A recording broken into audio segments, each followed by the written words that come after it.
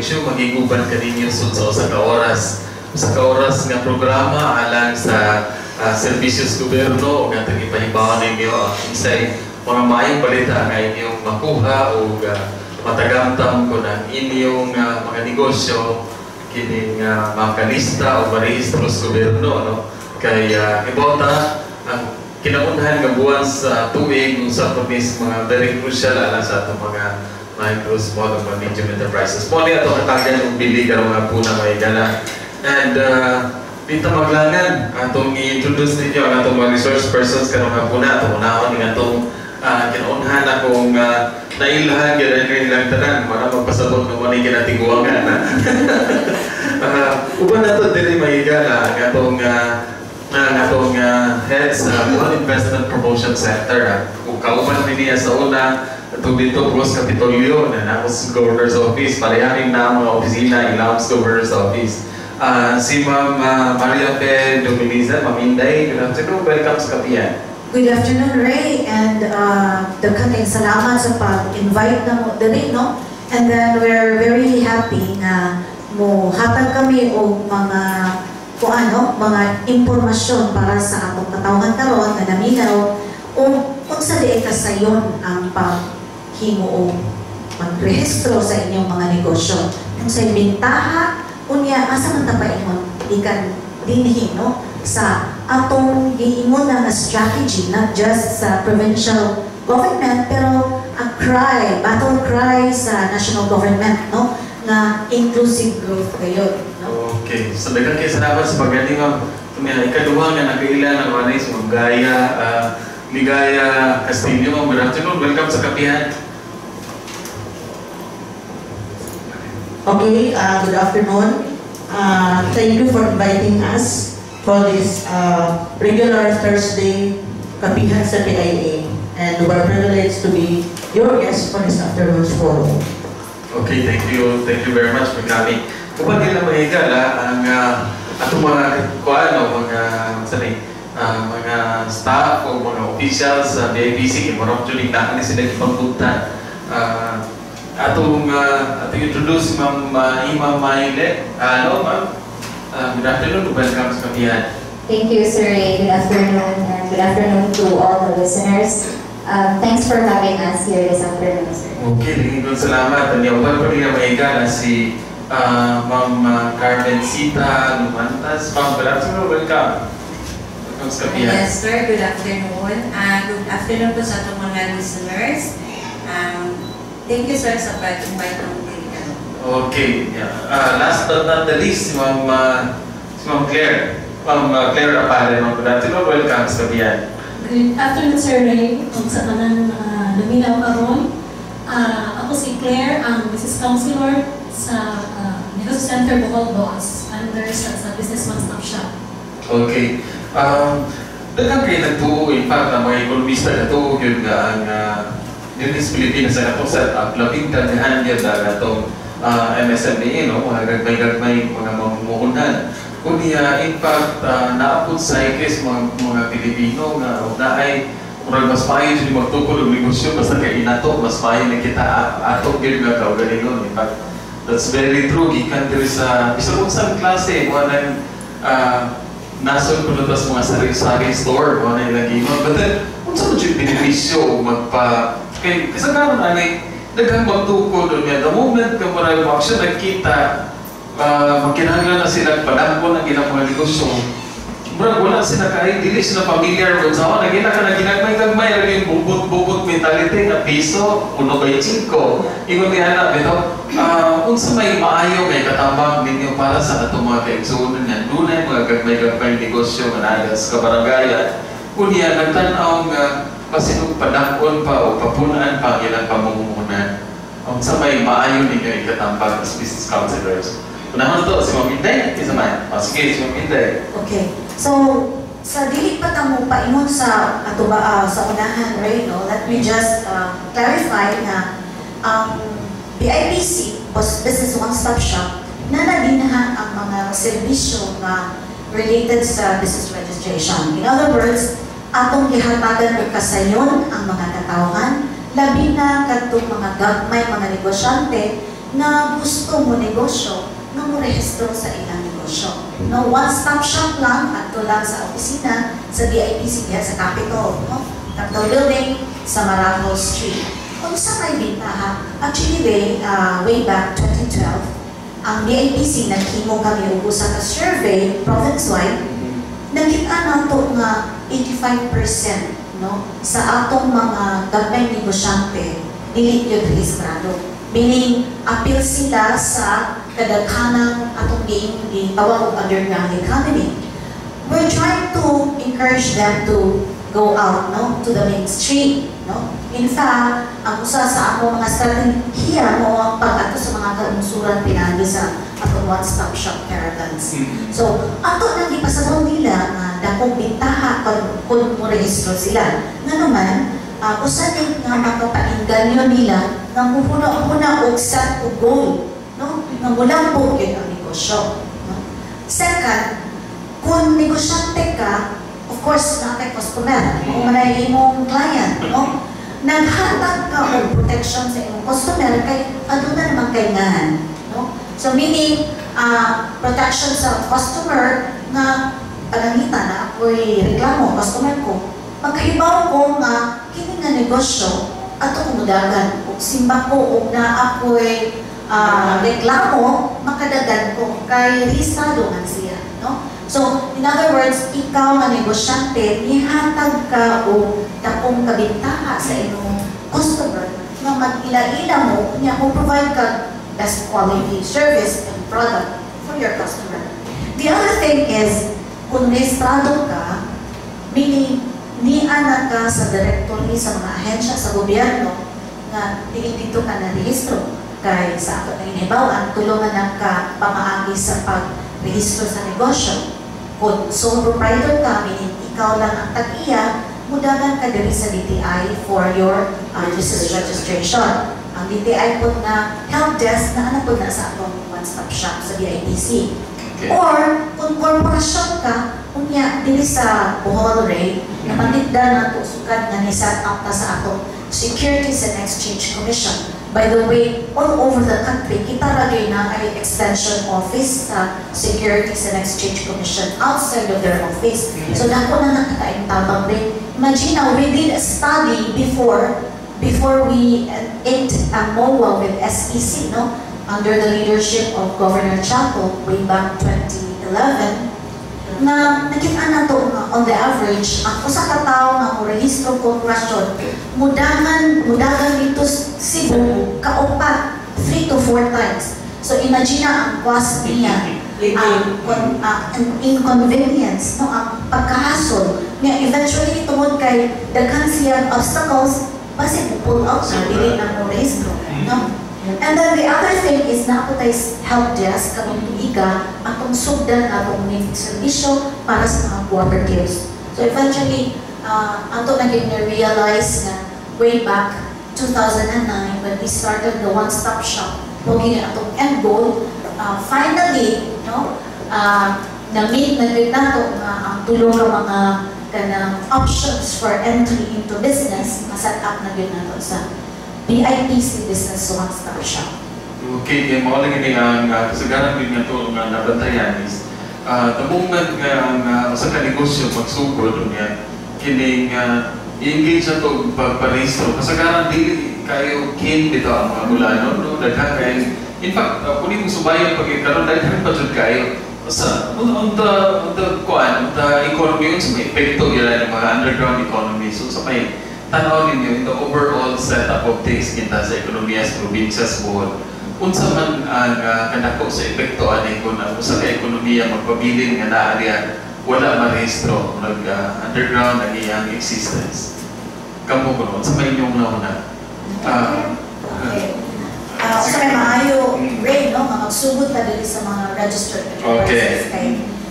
Sukad na one-stop shop po ta, the advantage here is na natay big database ng BIPC, no?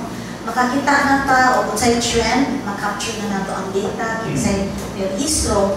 Kung mag-hisgot ka sa registered enterprises ng daan, kini mga ginagmay lang rate, minimum siguro 5,000 pesos na capitalization. Maximum mga 10 million, no? 10 million, mga micro, small, medium enterprises, meaning medium up to 100 million na capitalization. Pero ang doon na ito, mga 5,000 na to 10 million, more or less, ang usual range of investments that they put into their business. Makita na ito na increasing ang gender sa Bohol. Although, ang nidip yun way back 2013, katong na-experience na wag yun nakaabot of 1 billion. Actually, as BIPC, target yun investments from MSMEs of 1 billion annually. So, 2013, nidip that was only 900 million upwards. Pero, from 2014, we recovered easily, no? Dali ay nakabangon. In fact, na-surprise me na ang nirehistro hindaghan ni ubay-ubay. And then, sa atong nakita na data, increasing yun ang atong investments. In fact, for 2017, we had an investments of 1.5 billion from our micro, small, medium enterprises. So makita mo rin na ginagmay pero overall province-wide billions na dako kaayo. And then the other one is manato na istorya ng investments. The other one is employment. These enterprises na nirehistro ng mga 5,000 kabuok way back 2017 na-generate niya employment rate. No? So, ang na-generate na employment sa 5,372 ka enterprises, maoning abot og 11,000 what? No?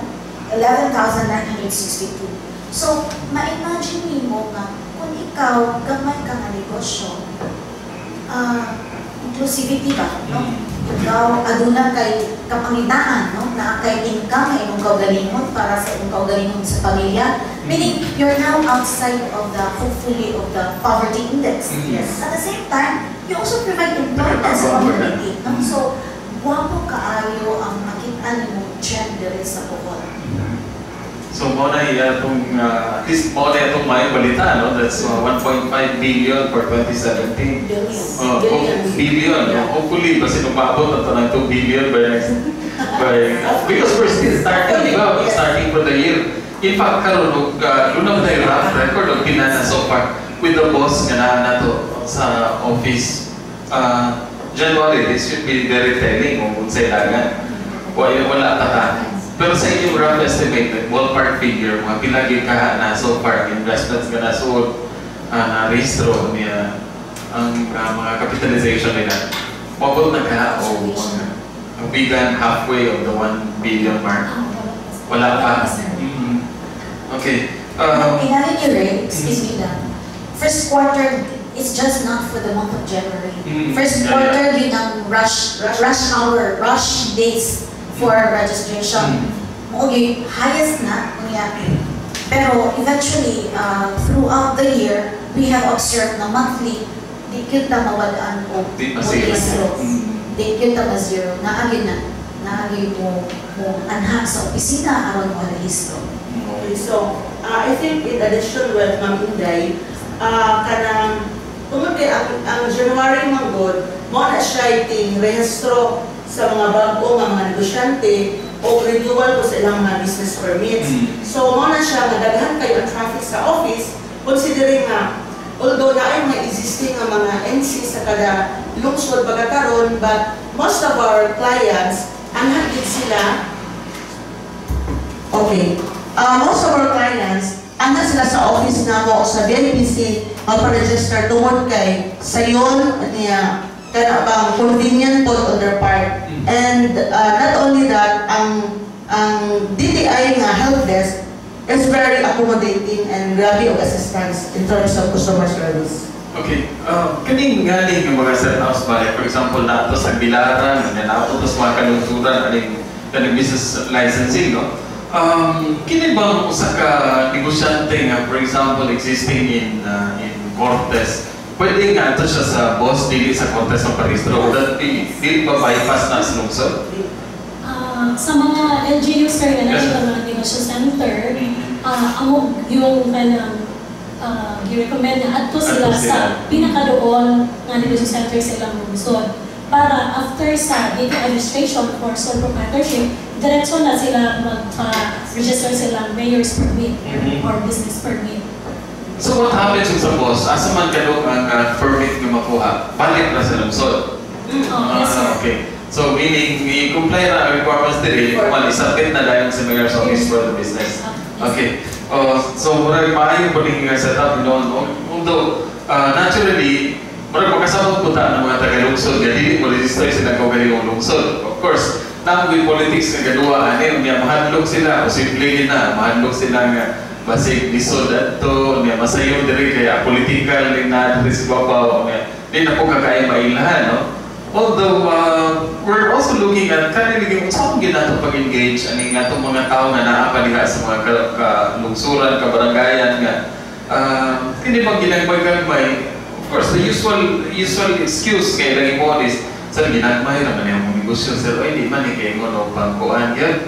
Kunya as kana mga business counselors as BIPC, unsa ba inyong best argument para aning nila mga tawhana nga until now pagkan mo palagyan mo pagyan makaparehistro kunya kaning wala pa kay plano ba unsa man gyud the best argument kay inyong mahatag? Okay, sir. Matag lang po usa ka sample lang sa akong client nga assist. Okay, so kani siya home base pa siya no into kanang cake, baking, cakes and cookies. So at first kanilagay na to ang pinahuna nga ginagmay ra ni so dili gyud magparehistro. So ang gibuhatan ang iyang unang gibuhat pagadto niya sa negosyo center.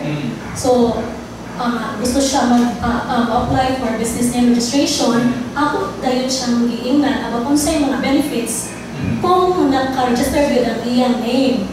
So akong giingnan nga ma'am pwede ka na ako ma-appeal sa list sa mga participants sa akong mga trainings. Unya, pwede po ka sa product development sa imuhang product. So, at ito mga panahon sa among pag-istorya, kanumura siya na excited. Nga, ingana di ay ang makuha niya kung magparehistro din siya sa ilahang negosyo. So, dili lang kayo ningon nga, mahadlok sila tungod kayo magparehistro, dili mo din mawala ng mubayad ko ng tax. Pero, siyempre, naatay mga interventions na unsa kay uban mahatag sa gobyerno kung nakarehistro din sila. So, mo to sir, karon duha na ang iyang negosyo na nakarehistro gyud with business name and years permit. Okay, mas maayo po ito. Pero manay akong gigon mo higala nga kining kung panalitan marehistro ka o dili marehistro na amjay kalainan yun at tingali ang pinakamaayon yun nga inyong buhaton is pagpakisayon po at sa inyong mga kaugalingong mga kuha na mga boss centers negosyo centers. Pila naman ikaw po ganit ng atong negosyo centers? 11 sir. 11 na. So ganini ang nahibukan sa mga tao kaso sila kadool. Okay, naatay sa main office sa DTI. Okay. O dili sa negosyo center Bohol sa Capitol. Nasa tayo negosyo center sa Lubok, Sevilla, Carmen, sa Tubigon, Talibon, Ubay, Agna, Inabanga. Okay. So 11 na siya sir negosyo centers nga. So Tapos Panglaw? Panglaw sir. Okay, nakatan ko lang. Sabi na Sevilla. Okay, tungan na sila sa Sevilla Panglaw, the same day na, di ba? Okay. So, dili sa kuan, unsa may makitaan sa mga tao ani sa tuwa negosyante, budong sila aning negosyo center unsa may ilang serbisyo nga makuha. So, ang first na ilang ma-assist sa negosyo center mo ang business registration and then business advocacy and business information. So, sa sulod ana advisory. So sa business registration, so mo-cater me sa business DTI, sole proprietorship na business registration. Then sa business advisory na services na mo, that includes product development, trade promotion, financing facilitation, investment matching and SME counseling. Sa business information and advocacy na to, sir, provide me of economic, technical, market, and investment-related materials. Okay, so huwag pa galing pagsugod o parehistro na may tamang ilang posibleng palitan. Sa pagsugod nila o adto sa news center, kuhaan na mo sila o profile, MSME profile. Okay. So kana sila nga naka-profile na namo, mo sila ang first yun nga kagana mo sa amo mga assistants. Okay. Kay tungod na naman din sila dito. So mo na ang among isulti kung mga tumi sa mga kabalyuhan sa anang lungsura during our mga intra-development trainings na mas maayos yun nga magparehistro. Kay ang mga rehistrado, mga negosyo, una nga makitaan. Kaya na naman sila daan sa database. Okay. Like, if we're looking at business capitalization niya 5,000, mga pinagikhaan niya mabayaran for registration. Kaya parang seemingly maugin na ang naggunit sa mga tao magparehistro ka ng ilang itanaw nga kabayaran nila. Kung atong kitang timbangon ang ilang ibayaran as against the benefits nga na makuha sa manjud ka ang atong tanawon. So, let's try atong tanawon ng 5,000 nga capitalization sa negosyo. Okay, sir. For business name registration, ang atuaan na mabayaran is only 230 pesos, and that's for 5 years. Okay. Na siya nga validity. So, for barangay na siya, sir. So, kung municipality nga scope nimo, 530 pesos. I-clear na siya nga, ang 30 na sir is the documentary sum. Okay. So, 200 for barangay plus 30 na documentary sum. Okay. So, within 5 years na ang life sa imong negosyo. And then, puti masapot, after 5 years, kinalan renew mo. Okay, base kung dahil na ikuha na nga na, kuha na dyan mo. Kasi ikaw may mong branch na.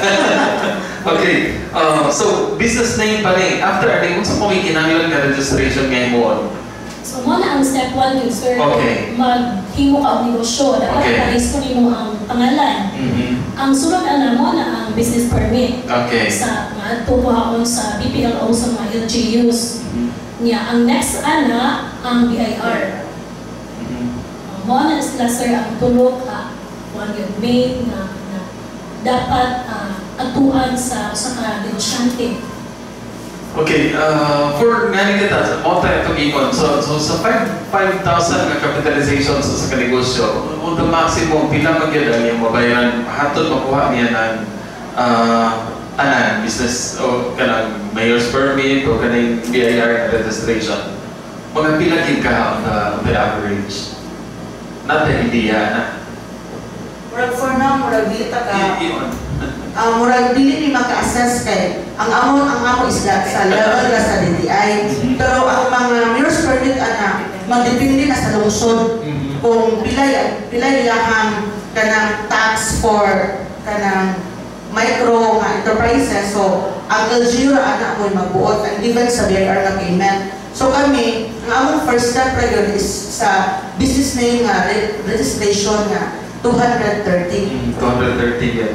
Kunya ang naging na rin ka ng adlock lagi magbalik-balik. Kung sa may ikasaad na to sa business name. O sa kataas yun ang process na makuha nila na yun ng ilang business name. O sa may, sige ko on the average, kung pinalik ka. Sa DTI, sir, 15 minutes lang ang processing. Okay. Sa makuha na nila dayon ang ilang certificate. So after pwede na dayon sila makaproceed sa LGU. So within that day, sir, makuman lagi na nila. So within the day, makuman pwede na makuman nila ang DTI na diretso dayon sila sa mayor's permit. Okay. Okay, so nasa ko i-add on para clarification po ba sa mga negosyante. Kaya dapat, ang una na nilang kuhaon is DTI na business name. Kaya naman lugar nga mga mo, sugod o negosyo, nga ato na sa LGU, sa mayor's permit. So magawa na sila unan dito daan sa ilahang negosyo, Kung abot na mo dito sa DTI, dili na ma-approve ang maungan nga nilang gusto, propose nga namin. So may tabo, mo insist sila na ngano man na-approve naman sa LGU niya sa DTI, lahi ang na-approve nga name. So mo na nga naata sa contact anak nga dapita. So mo na nga, ako yung nag-encourage ang mga lungsod na kung mahimo, DTI din una, usa pa sila mo kuha o mayor's permit. Okay. Now, Carol, is there any office sa DTI diya sa mga kalungsuran? Gawa sa nga itong negosyo centers, kung na magyal. Kani nga ni bang mag-assist sa business things o ba mga lungsod na wala tayo negosyo centers? Doon na ba? Sa ako nila pag alkin sa ilang duulon nga ito, pagkakuha sila ng ilang business thing? Okay, great. Let me just get back to registration, no? Yes, yes. Kantong DTI for sole proprietorship ka. Okay. Pero ikaw, corporation ka or non-stock ka, for instance, people's organizations or associations, ato man ka sa Securities and Exchange Commission. So, ayaw ka bala ka, kita nga naminaw karon nga gusto ka mag-usan ako korporasyon, makatabang midako ninyo. Dili na ka kinahanglan mo to sa Cebu, na si Chichik Lumanta sa BIPC Business One Stop Shop at ito ka mga yutamang kay ang SEC karon online na ang registration. Unya, nakita ni Chichik na kasagaran intan sa mga non-stock, dili ka ayaw na sa IT. Si Chichik na may mo ito at ito. Kung in-English sa ilang bilisaya, no? Check kung saan may basic requirements sa mga non-stock or corporation. Okay. Okay, sir. Ako ang yung requirements unsaon pagbuha o korporasyon. First, sir, kinahanglan na atay minimum nga incorporators nga 5, then maximum of 15. Kinahanglan ang kada usa ka incorporators na ana sila TIN or tax identification number. Then second, kanang mangayo na yung tao purpose nga no nga magtukod ka o kanang association or kanang association corporation or corporation. Munta na tao sa purpose na. So usa na siya sa requirement. So third, kanang endorsement. Kanang endorsement, pangayoon na if applicable na po niya, sir, kanang kitangay kanang magkuha ka of school or mga association. So, kinahanglan ka magkuha o endorsement from the school nga asa nalapit nga school nga ni kanang utukan. Then, kung mga kanang kuhaan ka o mga training center, training o kanang mga magkuha o kanang mga school servicer, kuhaan mo ato ka ngayon ka endorsement from DepEd or CHED. Then, say, fourth, kinahanglan complete ang address. Kinahanglan yun, sir, nabutangan yun o purong, kung sana purong na siya. Then, after i-notarize. Then, documentary stamp, na siya. Then, mauna siya ang sulod sa Articles of Incorporation. Then, ang bylaws, ang ipangayoan ito niya is the annual meeting or kanusaan yun ang month na inyong meeting. Okay. So, ang mga details, no? Dagan lang mo check kay nasa check ihan. So, sa intiro Bohol, usa ra gyud kana ra sa BIPC. Okay. Kunya katong point ni mo rin na unsaon man sa uban nga walay negosyo center. Mo na nga sukat sa 2016 akong isugdan na akong tinganlan nato Business One Stop Shop Go Negosyo Caravan. No, ang BIPC and its partner agencies, by the way, mo po ni duty sa setting up a Business One Stop Shop, no? Kaya dili lang ang provincial government acts as the facilitator, coordinator, moderator of all these national agency services, no, para sa pagnegosyo. Meaning na ang DTI na, ang SEC na, ang CDA. Other than that, naapod ang atong mga mandatory agencies. Dili lang ta mo end sa BIR registration, kundi kihangyo yun na to, advocacy yun na to, Ray, nga mo rehistro yun sila sa employer o sa ilang employee sa mga social benefits coverage. like PhilHealth, pag-ibig o SSS. Kaya kita makatabang sa niana, kini nga mga ahensya sa atong paghatag o caravans mo atos pa sa mga kalungsuran. In fact, karong tuiga natay 5 kalungsod nga adtuon na usab. Number 1, ato yung tuyong tumong ani Ray nga kadtong mga underground economy maiganyo nato nga mupagawas o morehistro aron makitaan sa panggobyerno o sa mga ahensya nga makatabang o dako sa pag-ugman sa ilang negosyo. The other one is information dissemination, no? Na yung ma-update sa PhilHealth na, uy, lamit madayin mo risk ko PhilHealth kay libre na madayin kung wanto ko hospital, no? Mga coverages sa PhilHealth, makaloon na din ko sa pag-ibig o SSS. These are benefits sa negosyante na kaya nila may bawaan. The other thing amo yung usa ka advocacy na mo nga likon yun na mo objective is local competitiveness. Kung gihangyo ang mga kalungsuran na dili lang ang Tagbilaran City or ang nearby ng mga municipalities ang mag-ease of doing business. No? Mga yung streamline business processes, gikan sa 20 ka steps, mahimo na lang duha-tulo. No?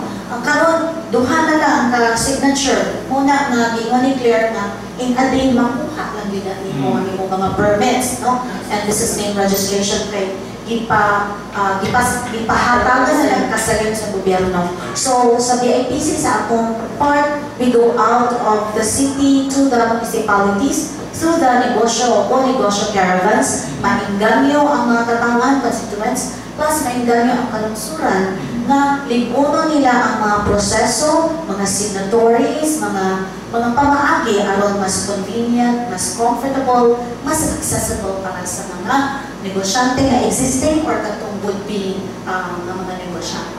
Okay. Talking about ease of competitive, ease of doing business kita sa Osaka lugar. Kini, ang BIPC ba, do we have any mentoring programs? Like for example, kita tanganay sa kalungsod nga doon na siya pas-pas maayaw ng business process niya. Compare mo sa usa nga katinglangayan kaya. Is there a way that the BIPC can do something about this nga mayamong standard ang ato? Because that could also reflect on Bohol na competitiveness. Kaya lima na busod sa Bohol. Kung busod na anang lungsura, would not be as easy as getting into another town. Yeah, yes. That's good, no? We also had that same stream of thought rate, in fact, no? In fact, si Governor Chaco, actually, kanang mandate on local competitiveness na sa DILG o DTI. Unya, ang provincial government being, kung matul pa ni Governor Ed, being the mother, the father, the facilitator, coordinator of the entire province of Bohol. That's why, last year, si Governor Ed, ni-issue siya o sa ordinance, no? Creating the Bohol Competitiveness Council. At the national level, we're one of the few pioneering provinces na localized sa Osaka Competitiveness Council rate. No? Okay.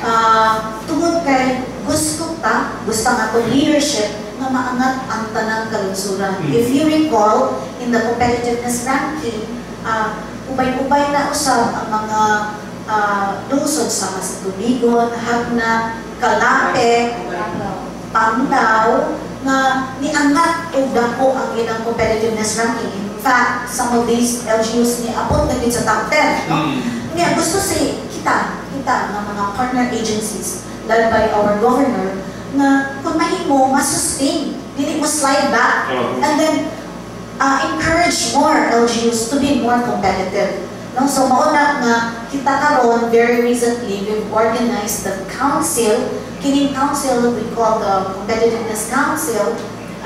The chair ni Governor Ed, yung atong co-chair Animay is DILG, the mandated agency. And of course, the vice chair is the LMP. Ang atong yung tuyo anak na wag yun nilain kung dili ang president sa League of Mayors of the Philippines Bohol Chapter ang manguna, maningkamot, no? Nga mo encourage din sa other LGUs to be very competitive. Number 1, ease of doing business yun ang angayan na tututukan sa atong mga serbisyo nga angayan na itong ma-streamline o mabago o ma-improve. No? Okay. at least naay ko naay effort of course you would know naman po open mo po ding mentoring sa mga local governments, like for example nanay dagang mga lakbay-aran dito kasi isuroy na mananaw tayo sa ila. These are the things that are worth looking into.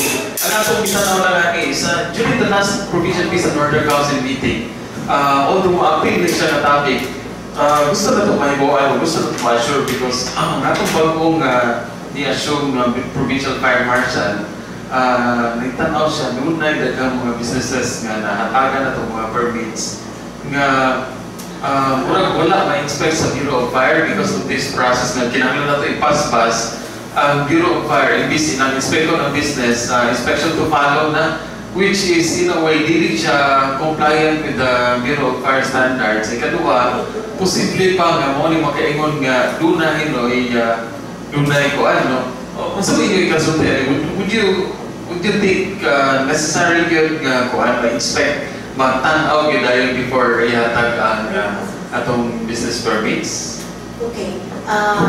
Kita po, other than business name, naamag yung mga critical essential ingredients for a business. One is, of course, safety. Okay. Safety of the establishment, at the same time, safety of the client or customer. Importante mong yun yung fire, building code, etc. Even food safety, encourage. In fact, talon sa Competitiveness Council and even in the talks with the city government, gusto unta pang ipahimong i-establish na itong food safety sa mga food establishments. Karon rin, kasagaran ang nahitabuan na butang na sila tentative list. Naa sila compliance period, within that compliance period, ilang yung i-complete ang tanang requirements. Otherwise, in-renew nila sa ilang local business permit, hindi sila ma-renew kaya hindi man sila compliant. So, mo na lang na gihimo na ito nga intervention, kay bilit na po, majority man ang compliant, Majority ang compliant, the essence here is that paspasan na ito itong mga compliant. Katong dili compliant but willing to engage in business, butangan na itong negative list. Kaya na sila essential ingredient na wapa nila na comply or ilabang ikabulo o process. Di man na siya kahuwat, Gusto mo paspas, upside, convenient. So, i-comply sa nila, aron puhon in next year's renewal of business, compliant na yun sila 100%. Okay? So, ingana, tanaw na ito nga ang gobyerno nang agad lang yun sa panginahanglan sa client. Give and take ba, rin ba? Okay. The ideal here is that everybody na mo set up a business dapat compliant yun right at the start, but it's not going to work that way. Kay nag-start small man tayo, kunya ako ba, wapapod kaayo kasi natin, kung saan yung pag-negosyo, saan yung daghan yung requirements, so it parks within the period na they can comply with the other essential requirements. Okay. So, more away gana, and we're down to our last 10 minutes of this program. Grabe, kapaspasoy. And naghan po takay istoryahan, naghan po ganit takay mga istoryahin ng mga points, Kiling,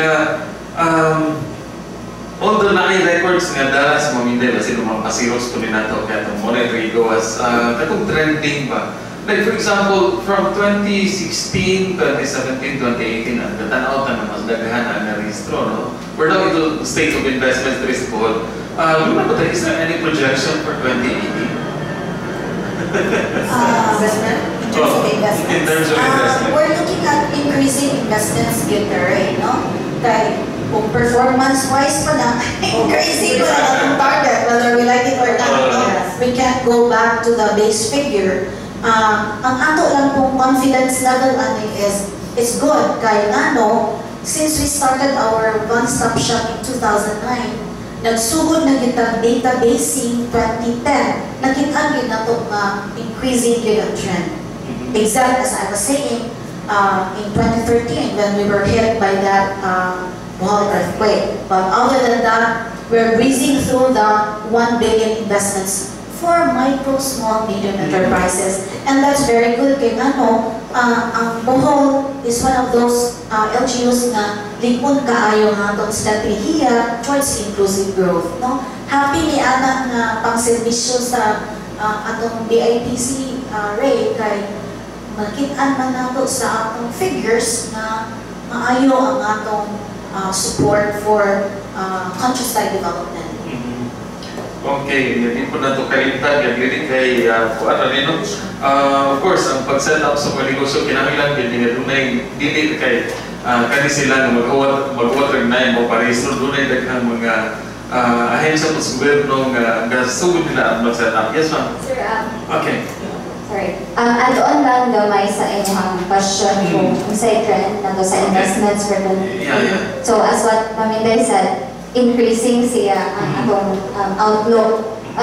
Siguro tungkol na sa upcoming opening sa Panglao International Airport. So nag-expect yun na daghan ang mo invest or daghan ang ganahan mo put up on business, especially siguro dito sa Panglao area. Unya, another thing is katong award sa Bohol na most business-friendly province in 2017 by the Philippine Chamber of Commerce and Industry. So, siguro kung ikaw outsider ka, waka kahibaw pa unsay situation sa Bohol in terms of business and investments, and if you are a prospect investor, makadani siya ang tanang nga title ba sa Bohol. So, that is what we're banking on for this year. And hopefully, mas sustain na sa Bohol for 2018 onwards. And on that regard, Ray, natay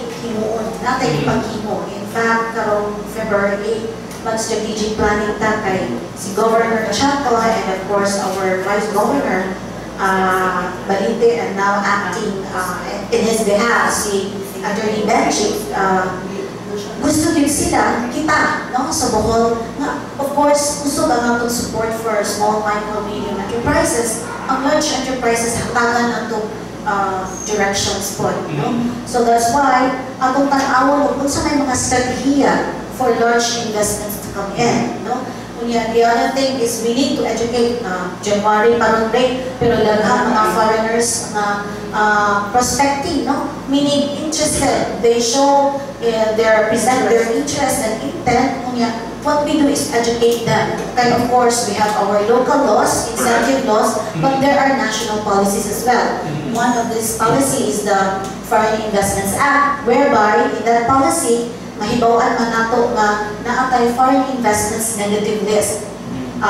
Unfortunately, foreign investors can come and invest in as much as 100% of investments, but the foreign investments negative list provide the policy whereby asa man ang hatagan nato og opportunity for foreign investments or hatagan na to greater advantage ang Filipino nationals. No? For instance, marine utilization of marine resources. In the negative list, 100% yun ang mga Filipino. Okay. Wala foreign.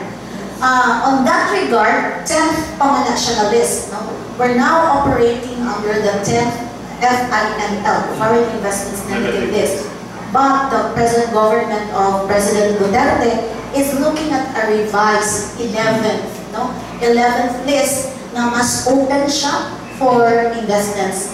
As you were looking at the trends in national media these days, gusto ang Pilipinas na highly competitive. Kaya unfortunately, na-bump off pa sa Vietnam. Look at Vietnam, no? A communist country, but they're doing very good in terms of exports and foreign direct investments. Ang Philippines, unfortunately, has to move ahead. So, mauni gitanaw nila na hatagan o ease ang mga restrictions, open up some of these negative lists for more foreign investments. Of course, daghang kay debate gila may tabo, no? I'm sure the issue on the Benham rice is basically naagad na. Pero for years, kung mo lagi na kita na po dani is doon na ba tayo kapasidad ng develop na, because if we don't have them, obviously we can just leave it there na ana-arang tiwang mo lang kaya, because obviously mahurot sa na these are not finite resources. So, these are finite resources, di ba na infinite? So, posible na. And that is then, siguro the reason why at this time, kinahanglan ka is naso na industrialization nga itong itanaw, magkapaangat na itong paspas. Murag, I don't know kung sasakto ba o dili ba, but then this has to be executan yun sa nasunod paggamana. But in Bohol, of course, kung doon ay mga panahon nga kinahanglan dito, magkinahanglan dito investor nga tako, nga investment yun, then obviously kinahanglan atong tanawon ko na siya. And ang atong kalukanan is na foreign investments nga musod pero wata kay bawo tungod kay takuban sa local investor, which I know everybody is familiar na or na ginahita po daghan diri sa Bohol. That we don't want to happen. Ang atong kita nawali is we're also looking at ganing mga negosyo nga in the first place dako jud kay ikatabang sa atong mga kaigsunan bulanon kay o man itong gingon no, dili na to kaya nga nung pasgar ko kung ito nga ito kaya ako nga dili man ang atong mga kaigsunan ka agwanta, mga gingon no, naatay po sale pero itong ibunaw man, di ba di itong sayang kayo nga gamit, no? So, that is as far as gusto na itong mga isgutan. And I think daghan na dyan kayo ang ngayon isgutan as to the state there is Bohol karon nga binagyan ani atong papaningkamot nga ato paghatong gyud ang atong mga kaigsunan na as mga kabaranggayan nga magparehistro kay daghan kaayo ang benepisyo. In fact, hantod karon no dunay daghang mga business seminars kato atong gihimos DTI. Then with doing mentoring, no? DTI yung mga BIPC ng mga kuwan. Daghan kaayo mong baguha ani ang ato lang is magpabilin pa mong negosyo ginagmay inunahan natin maligsan mo sa inflation, sa inyong capitalization, di ba? Oo, correct. Kuni karon yung bukas na ang atong mga borders sa ASEAN, alam sa susama niya ng mga produkto. Dako kay chance na maligsan, kita matabunan kita ani. So kung dili na ito iangat ng atong mga negosyo to the next level, chances are ang imong kapital nga imong gihaguan nita mapapasok na patibaw this anak kadong. So may gana doon na tayo 3 minutos na ibigay sa itong programa dili sa Kapihan kay sa itong paborito ng istasyon sa DOTR. Banato ang BIPC si Ma'am Inday iyang mga Inday sa nga kuyog. Ngayon final statements tingali aghan sa itong mga kaigsunan bulanon nantod karon naguna-una ba kung parehistro ba o dili. Kisa may una na itong spokesperson na manawagan ano. Oh, anybody? Sige.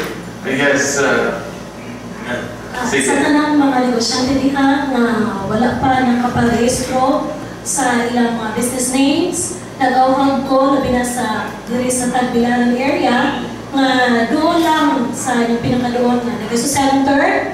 So sa Tagbilaran duha na itong center na diri sa Capitol o sa main office sa DTI FCB second floor sa dapit sa Bohol. Okay, so napunta na negosyo centers sa itong mga LGUs. Naghuwag lang na sinag-build na muduon mo or ang mga business councilors sa karon na barangay na sad o mo-appeal sa mga activities sa LGUs na mo-adto yun sa mga kabaranggayan. Kaya naaman sa sila mga ginagmay ng mga boss caravan. So, mo ma-appeal yun ang mga DTI Center Councilors. Nag-awag po ko sa mga negosyante na existing na ma-apply po sa BMBA registration, barangay micro based enterprise para sa na ang advantage ana makahatag na o benefits sa mga negosyante kung ang ilang sahod wages sa ilang mga trabahante below minimum. So, wala sila ka-support ang PMB certificate. Okay. So, need po na exemption. Pwede po na nila appeal ang BMB certificate as a requirement for BIR tax exemption. And also appeal po na siya na requirement kung magparehistro sila sa ilang mga trabahante sa SSS. So, wala na siya bayad. Ang kinahanglan, mayor's permit lang. Ang bangko, mayor's permit, o PTI, business name registration, i-photocopy lang, kung yan ay kailangan na form dito sa office. Okay. So, para sa tanan, yes, next, si Ma'am Chi. Sir, ang Securities and Exchange Commission, ganap din of seminars once a year. Lawyers sa Securities and Exchange Commission sa Cebu, si Attorney Alma Maridalena.